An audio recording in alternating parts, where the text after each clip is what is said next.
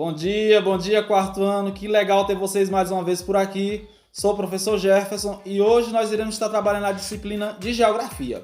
Para isso, eu peço que vocês peguem esse belo livro de vocês aqui, olha, Buriti Mais Geografia, que vai nos levar a uma viagem maravilhosa pelo mundo geográfico.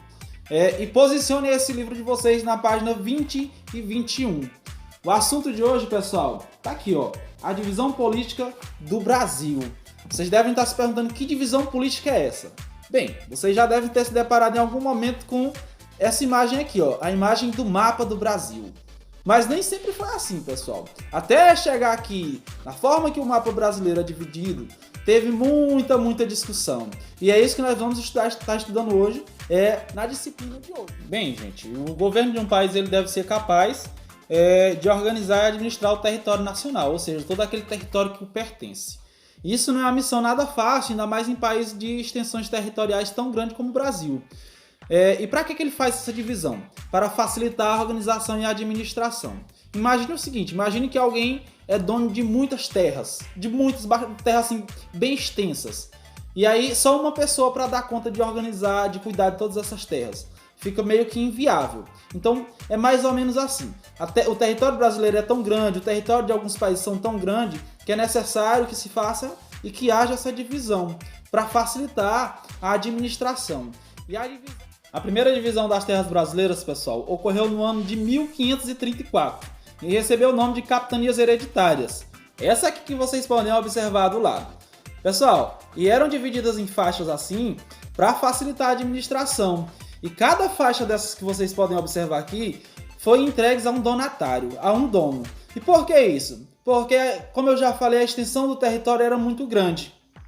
E aí, para facilitar essa organização, a coroa portuguesa decidiu dividir o território dessa maneira que vocês estão vendo. E cada faixa dessa aí foi doada a uma pessoa.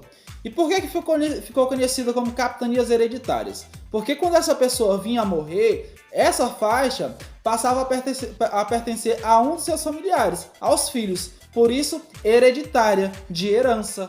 Vocês devem ter notado que além do Brasil, da divisão do Brasil sem faixas, parece que o Brasil tem uma linha que o corta no meio. O nome dessa linha aí, pessoal, chama-se linha de Tordesilhas. E é isso mesmo, o Brasil, a parte que pertencia a Portugal, era apenas essa parte que vocês estão observando aí. A outra parte pertencia à Espanha, ou seja, a coroa espanhola. E por quê? Como vocês já devem ter estudado lá atrás, a gente estudou lá na primeira unidade, o descobridor da América foi Cristóvão Colombo. E eles estavam colonizando a América. E os portugueses e os espanhóis eram os grandes desbravadores dos oceanos, de novos territórios. E eles acabavam tendo conflitos por essas terras, porque cada um queria ser o dominante do mundo. Tinha essa vontade de dominar as riquezas do mundo. Então houve um acordo lá no ano de 1494, na cidade de Tordesilhas, por isso que recebeu esse nome de Tratado de Tordesilhas. E esse tratado visava que nenhum dos países invadisse o território um do outro. E era por isso que tinha essa divisão aqui, pessoal. Bom, pessoal, agora vamos falar um pouco sobre a atual divisão do Brasil. A atual divisão do Brasil ocorre da seguinte forma. O Brasil ele é dividido em 27 unidades federativas. Cada estado brasileiro é uma unidade federativa, isto é, parte do Brasil. E por que o Brasil é dividido em tantas partes? Exatamente para facilitar a organização e a administração. É aquela mesma história. Se um território é muito longo, se não dividi-lo, vai ficar uma administração desordenada. Para que vocês tenham noção, até os estados também têm suas divisões políticas. Quais são as divisões políticas dos estados? São os municípios. Se vocês observarem, pessoal, nós vivemos no município de São Domingos, mais ao lado tem o município de Colinas, mais ao lado tem Tuntum, e daí por diante. Já imaginou se todos esses municípios, em vez de serem governados pelo prefeito, fossem governados apenas pelo governador? Seria muito difícil de sanar os pequenos problemas. Então é para isso essa divisão política, para facilitar essa organização. Bom, pelo menos deveria ser assim.